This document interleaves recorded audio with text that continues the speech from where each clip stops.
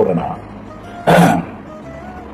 இந்த லாஸ்ட் சனிக்கிழமை கரூர் விஜய் வந்து பேருரையாற்ற போகும்போது நம்ம வேற சம்பவம் இந்தியாவில் எனக்கு தெரிஞ்ச உலகத்திலே அது ஒரு பெரிய ஒரு தப்பு தான். அரசியல் கூட்டத்தில் ஒரு பரப்புரை போகும்போது இத்தனை பேர் வந்து உழைப்பாங்கன்றது எனக்கு தெரியல. பட் ஒரு ஜீரணிக்க முடியாத ஒரு வரி, ஜீரணிக்க முடியாத ஒரு என்ன சொல்றது, ரொம்ப பார்க்கறதுக்கு கஷ்டமா இருந்துச்சு. கஷ்டம் இல்லை, அதுக்கு வார்த்தைகள் கரெக்டாக இல்லை.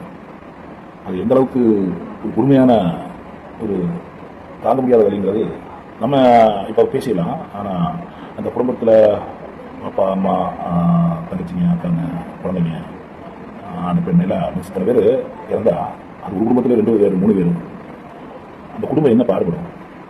அந்த குடும்பத்துடைய வழிகள், அவங்க கற்பனைகள், அவங்க அடுத்த கட்ட நடவடிக்கை என்னெல்லாம் ஒரு கனவு எல்லாத்தையும் தாண்டி ஒரு தன்னுடைய தலைவரை, தன்னுடைய ஒரு ஒரு ஹீரோ, ஒரு ரசிகனாகவும் தொண்டனாகவும் அவரை ஒரு எட்டு பார்த்துடலாம். அவ்வளோதான் அவங்க அத்தனை பேருடைய ஒரு ஆசை. இன்னைக்கு அவர் விஜய் வந்து பார்த்துட்டு அன்னைக்கு மீட்டிங் முடிச்சு நேராக மெட்ராஸ் போயிட்டாரு. நின்று பார்த்துருக்கணும். ஒவ்வொருத்தங்க அவங்கவுங்க தரப்பில் அவங்க தோன்ற பேசிட்டு இருக்கிறாங்க. இவங்க அப்படி பண்ணிட்டாங்க, அப்படி பண்ணிட்டாங்க, இதெல்லாம் மேலே இருக்கிறவங்க பார்த்துப்பான் அன்னைக்கு என்ன நடந்துச்சு, ஏது நடந்துச்சுங்கிறது. ஆனால் எல்லாரும் விஜய் சொல்கிறாங்க அவர் அப்படியே போயிட்டாரு நிற்கல. அந்த விஜய்க்கு தான் தெரியும். இப்போ நம்ம அந்த 41 குடும்பத்தை சொல்கிற மாதிரி 42வதா ஒருத்தர் இந்த உலகத்தில் வரி அனுபவிக்கிறாருன்னா அது விஜயா தான் இருக்கும். இப்போ சொல்கிறேன், விஜய் நீங்கள் தான் 2026 முதலமைச்சராக போகிற கேண்டிடேட்ஸ்.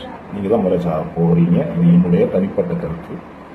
இந்த 41 குடும்பத்தோட அந்த உயிரிழந்தவங்களுடைய ஆத்மா உங்கள் கூட நிற்கும். இதில் எந்த ஒரு மாற்றமும் இல்லை. இது நடக்குதா இல்லையான்னு மட்டும் பாருங்க. கண்டிப்பாக அது நடக்கும். ஆனால் இது நிச்சயம்.